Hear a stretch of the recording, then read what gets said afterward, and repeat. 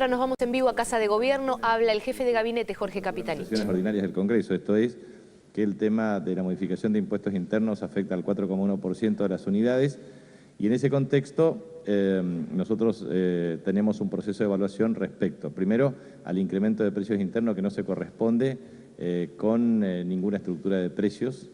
En segundo lugar, que hay una evaluación del comportamiento de la demanda externa, principalmente de Brasil, que obviamente puede afectar el nivel de producción, y el gobierno, junto a los representantes de la industria automotriz, efectúa un sistema de monitoreo permanente desde el punto de vista de la evolución de los niveles de producción, de comercialización, de venta, atento al récord de unidades comercializadas el año 2013, que fue equivalente a 955.213 unidades, tengo entendido, con aproximadamente 800.000 unidades de producción local, de las cuales el 86% fueron comercializados a la República Federativa de Brasil.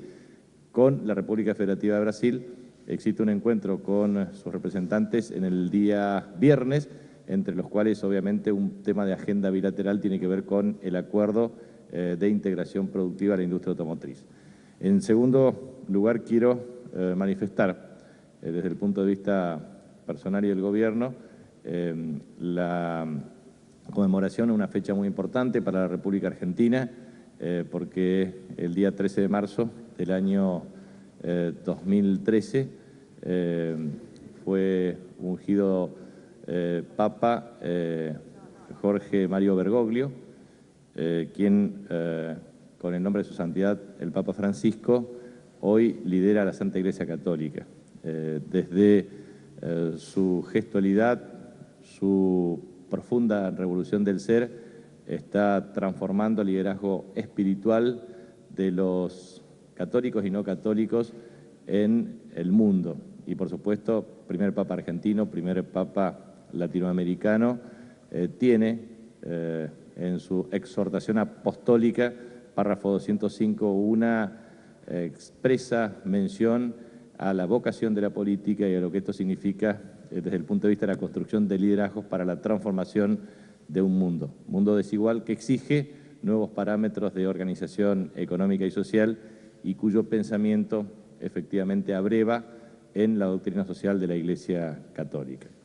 En tercer lugar, quiero hacer referencia a que el ministro Axel Kicillof, en el transcurso del día de hoy, va a concurrir al Senado a un plenario de comisiones junto al doctor Carlos Zanini, secretario legal y técnico de la Presidencia, para explicar los pormenores y las particularidades del contrato de YPF con Repsol desde el punto de vista de la ley de expropiación y los instrumentos de pago de la misma. Por eso es muy importante este inicio de debate para cumplir ambas partes las aprobaciones correspondientes a los efectos de generar la instrumentación de los sistemas de pago. Y por último, nada más, quiero hacer referencia a lo que ha sido ayer la sesión en el Senado. Nosotros tenemos siempre una agenda opositora de grupos mediáticos concentrados o que son marcadamente opositores al gobierno, y creo que esto no debe de ningún modo incomodar a nadie. La verdad es que todo el tiempo se reclamaba respecto a la presencia del jefe de gabinete de ministros para cumplir lo que establece el artículo 101 de la Constitución Nacional. Esta es una oportunidad y yo obviamente respeto a todos los que me han precedido en este rol y en esta función. Hemos trabajado para modificar el sistema de organización de la información, explicación y debate. En ese sentido, pude hablar de frente a los señores senadoras y a los señores senadores y señoras senadoras. A su vez, hemos tenido un sistema muy dinámico de preguntas y respuestas. Y la verdad es que he podido responder con precisión e información, sin recurrir a ningún elemento adicional, a casi todas las preguntas, promoviendo claramente un dominio de cada una de las áreas, aún por la complejidad existente, lo cual requiere no solamente una dedicación, sino un equipo de trabajo para generar las condiciones de un debate abierto, plural y democrático, en donde obviamente la interacción entre el oficialismo y oposición no necesariamente tiene que generar coincidencias, porque precisamente la democracia nos permite a todos expresarnos desde nuestras propias e íntimas y profundas convicciones. La verdad es que muchas veces existe una manipulación de los medios de comunicación opositores que tienen su propia agenda y que desvirtúan todo lo que institucionalmente esto significa.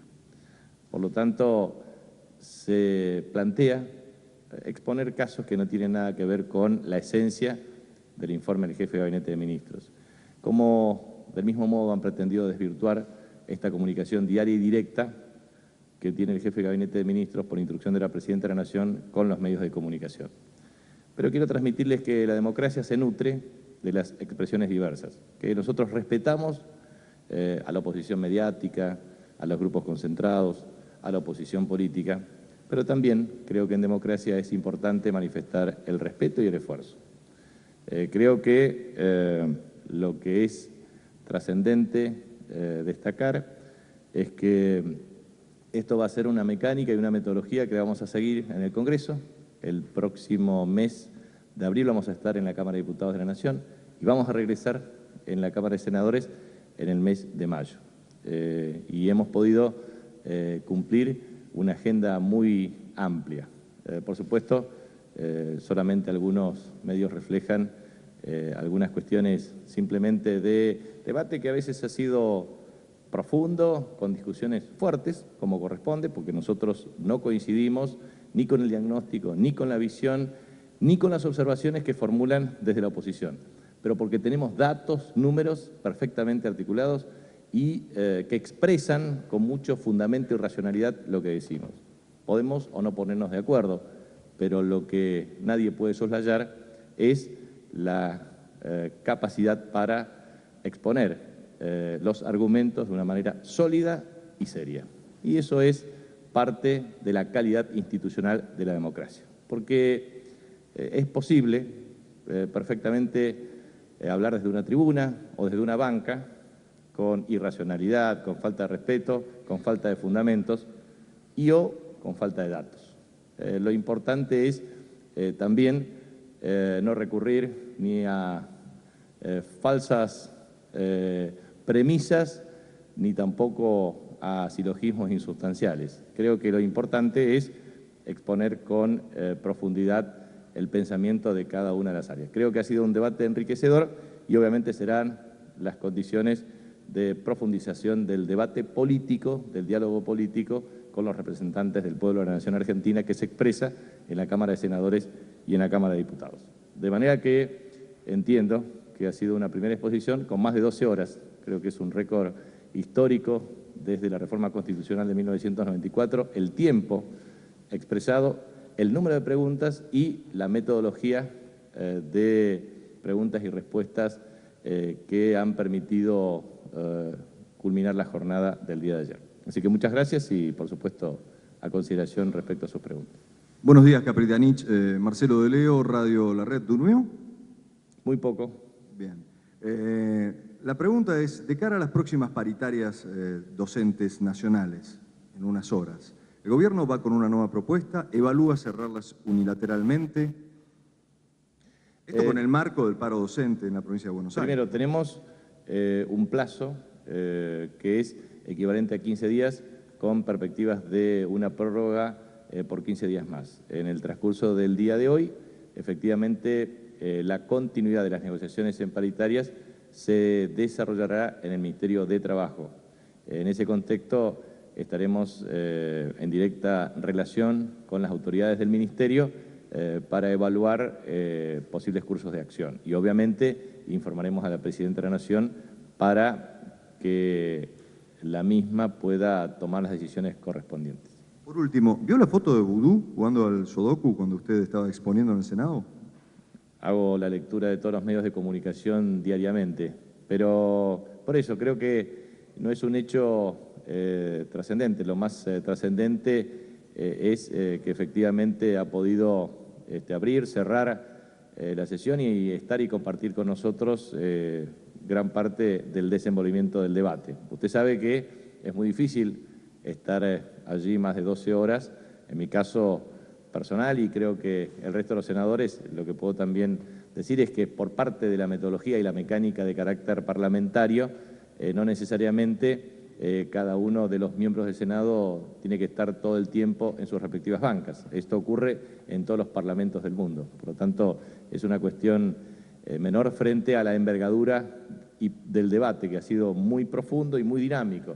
Inclusive, siempre se refleja las cuestiones más polémicas, pero, por ejemplo, dos cruces verbales, o tres, con la senadora Montero, con el senador Sanz y con el senador Morales.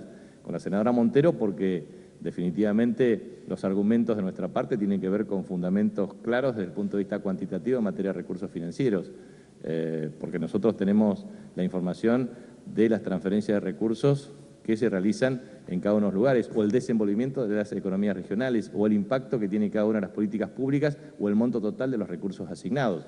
Ahora bien, usted observa claramente que desde la oposición le cuesta mucho reconocer un atributo del gobierno y le resulta imposible reconocer un acierto o un atributo. Por lo tanto, es muy dinámico un proceso de debate de esta naturaleza y es muy difícil también cuando existe del arco opositor la falta de reconocimiento de lo mucho que se ha hecho. Por supuesto, nos corresponde a nosotros, desde el oficialismo, plantear primero el reconocimiento de lo que se hizo y, en segundo lugar, los desafíos que tenemos aún por concretar. Y no hay, obviamente, gobiernos perfectos, como no hay hombres y mujeres perfectas que pueden desempeñar esta tarea. Y, a su vez, cuando se planteó el tema de la contradicción con respecto al senador Sanz, es porque nosotros tampoco entramos en la lógica que pretende la oposición de hablar o decir lo que ellos quieren que uno diga.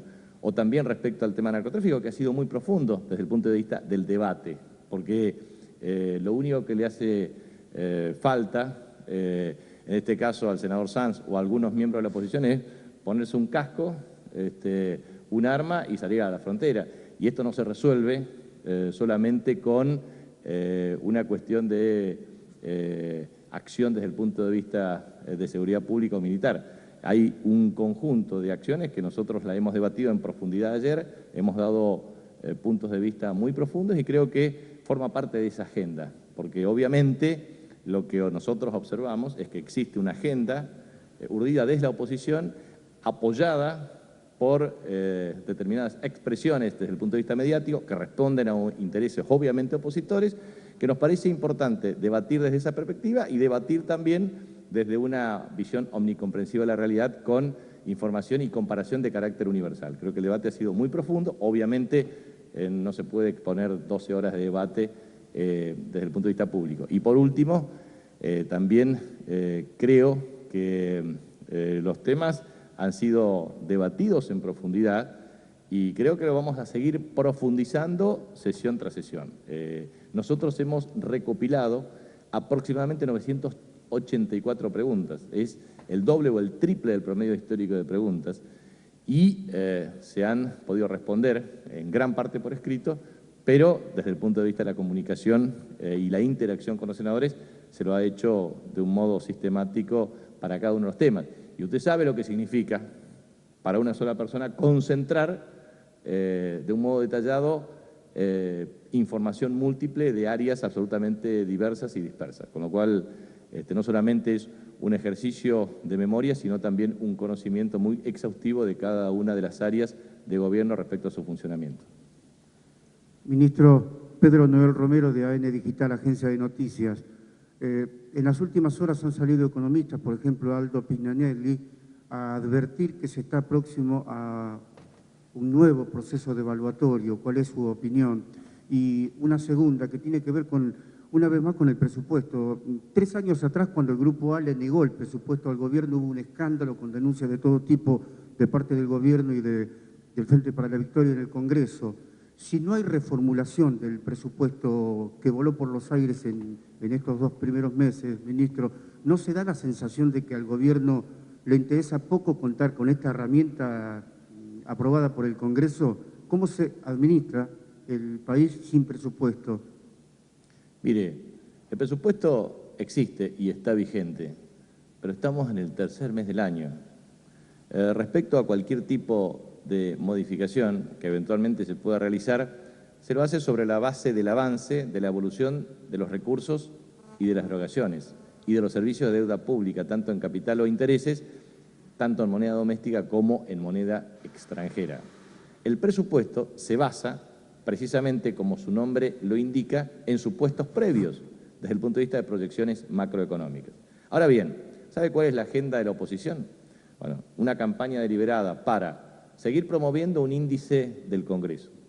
¿A usted le parece que después de un desenvolvimiento, una metodología universalmente aprobada, que se ha publicado el 17 de febrero próximo pasado, que se va a publicar el próximo 17 de marzo, exista un conjunto de legisladores que elabore y exponga un índice de precios? La verdad que eso es una falta de rigurosidad y de seriedad, pero muy profunda. Pero esa es la oposición política. Van a hacer todo el tiempo exactamente lo mismo. ¿Qué van a hacer ahora? Las usinas opositoras de la oposición, enmarcadas en grupos mediáticos concentrados, porque todos conocemos cómo funciona la política, la economía, los factores de poder, los grupos económicos y las usinas comunicacionales que existen en la República Argentina. Ya pretenden trabajar esta estrategia devaluatoria. La verdad es que aburre pensar que siempre tienen esta metodología de generar permanentemente desconfianza, zozobra e intranquilidad al pueblo argentino. Ayer hemos podido debatir en profundidad respecto al tema de subsidios, por ejemplo, y observo una ignorancia supina respecto al análisis que se formula debido a la distorsión en los mecanismos de composición de la misma y en el impacto cuantitativo. La verdad, yo observo a muchos economistas que hablan sin rigurosidad ni fundamento y observo también que muchos legisladores expresan posiciones sin la información completa. Por eso quedamos, inclusive, en tener reuniones de carácter particular para analizar desde economías regionales hasta particulares visiones respecto a la evolución de subsidios y también, por ejemplo, a la evolución de cada sector. Ayer hemos analizado trigo, carne, superficie sembrada, rentabilidad, valor por hectárea, y la verdad es que si uno escucha a la oposición, nada funciona en Argentina. Y obviamente nosotros aceptamos que toda gestión implica reconocer desafíos y agenda pendiente, porque es parte del interés público. Pero la verdad es que pareciera que el aumento del valor por hectárea en la superficie sembrada o destinada a la ganadería o a otros cultivos en Argentina, el incremento extraordinario a nivel de precios, de $3.000 promedio a $17.000 como pico máximo, fue fruto solamente de la casualidad. O que no hay ninguna evaluación de la oposición respecto a que el nivel de producción de carne o la producción ganadera creció de un modo sistemático desde el año 1875 con 12 millones de cabezas hasta 61 millones de cabezas de ganado bovino en el año 1976. Y teóricamente, amparada por las políticas de la dictadura militar, que la sociedad rural elogió el 24 de marzo de 1977 en un comunicado, bajó el stock ganadero de 61 millones de cabezas a 47, hasta el año prácticamente 1987-88 en una serie estadística de tiempo. Entonces, uno observa que es pura ideología o pura convicción ideológica manifestada en discursos que a su vez no tienen fundamentos desde el punto de vista cuantitativo. Por eso, la Presidenta de la Nación siempre dice lo mismo: no tenemos ningún problema en modificar decisiones en tanto y en cuanto existan fundamentos cuantitativos de carácter objetivo. Porque pareciera ser que en la Argentina ninguna empresa tiene rentabilidad, que la duplicación de la inversión bruta interna en términos de Producto Interno Bruto de 12 a 24,5 en el 2011 y ahora del 23,6, se produce sin inversiones. O pareciera ser de que la inclusión social, que permite avanzar de más de 5 puntos del Producto Interno Bruto en materia de seguridad social a más de 12, no tiene que ver con el incremento de la actividad económica y la recaudación. Entonces, me parece que es muy bueno discutir sobre la base de datos cuantitativos para que cualitativamente las conclusiones sean razonables. Mire, lo que hemos respondido ayer, y se lo respondo a usted, es lo siguiente. Nosotros tenemos un proceso de ejecución del presupuesto aprobado por el Congreso de la Nación y observamos el comportamiento de las variables macroeconómicas y la proyección de recursos y erogaciones. Por el momento, las previsiones, desde el punto de vista de recursos y erogaciones, independientemente de la modificación del tipo de cambio o de los parámetros de recaudación, pueden variar, pero se hace una evaluación trimestre contra trimestre, mes a mes, a los efectos de observar el comportamiento hacia el segundo semestre del año. Y en virtud de ello pueden sufrir adecuaciones desde el punto de vista de los montos. Pero hoy es una herramienta que tiene aprobación del Congreso, que tiene decisión administrativa reglamentaria y que es perfectamente utilizable conforme a los parámetros legales. ¿Cómo le va? Buen día. ¿Qué tal? Soy Marcela Ojeda, Radio Continental. ¿Me permite 2 preguntas? La primera tiene que ver con el pedido de juicio político que van a hacer ciertos sectores de la oposición al juez federal Norberto Yarvide, sabe usted bien, por haber suspendido un allanamiento por una llamada telefónica por quien está segundo en la Secretaría Legal y Técnica. Le pediría una reflexión con respecto a esto. Y por otro lado, le quería preguntar o consultar sobre lo que ocurrió en el puente Avellaneda. En distintas oportunidades la presidenta hizo llamamientos a que se proteste, pero sin cortar las calles, que es lo que ha ocurrido por parte de ciertos sectores de un gremio del SUP. Hay un joven internado que fue arrojado desde el puente. ¿Por qué no actuó la policía?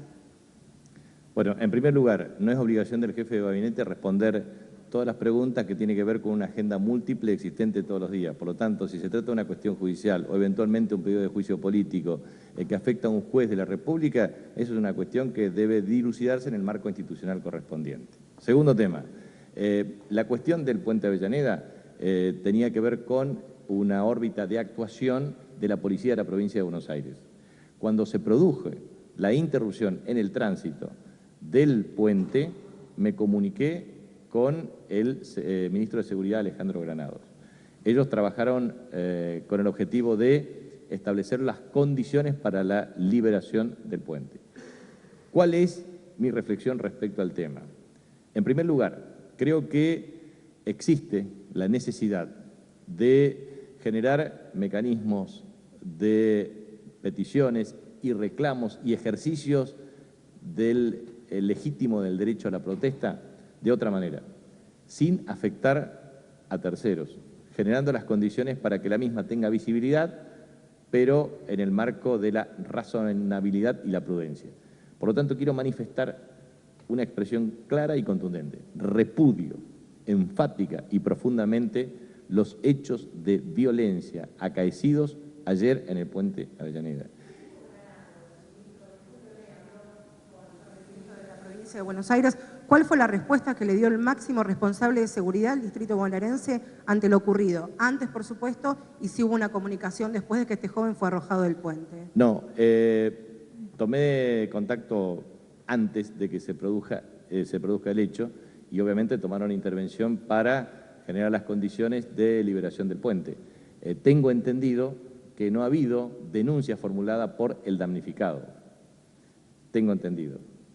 Y en ese sentido sería bueno hacerlo, porque quienes son responsables de un hecho vandálico de esta naturaleza deben ser condenados severamente por la justicia. E inclusive se trata de un delito de acción pública. Por lo tanto, pueden intervenir los fiscales correspondientes para establecer un sistema acusatorio que permita definitivamente penalizar este tipo de actos. Esto es lo que ocurre cuando no existe plena conciencia de que el ejercicio del derecho a la protesta no puede ser desvirtuado. Esto es lo que está ocurriendo por muchos actores de carácter opositor. Me parece que tenemos que tener razonabilidad en los niveles de reclamo y de protesta.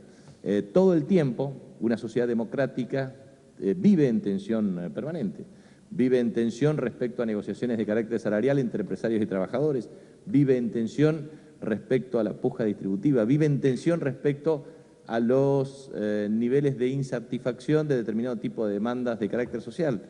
Pero, finalmente, lo que creo es que debe haber en democracia no solamente respeto irrestricto a la libertad de expresión desde el punto de vista de las manifestaciones, respecto a los derechos a exigir o protestar. También debe existir plena conciencia de quien formula el reclamo de no afectar derechos de terceros. Muchas gracias.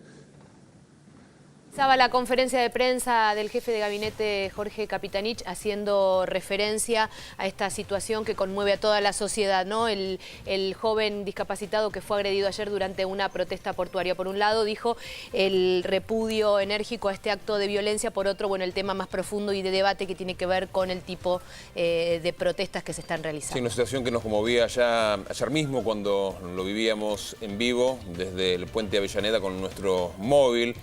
Cubriendo en principio lo que era una protesta que terminó siendo un hecho de salvajismo. Bueno, 8:30 en punto en todo el país. Vamos a actualizar la información en títulos.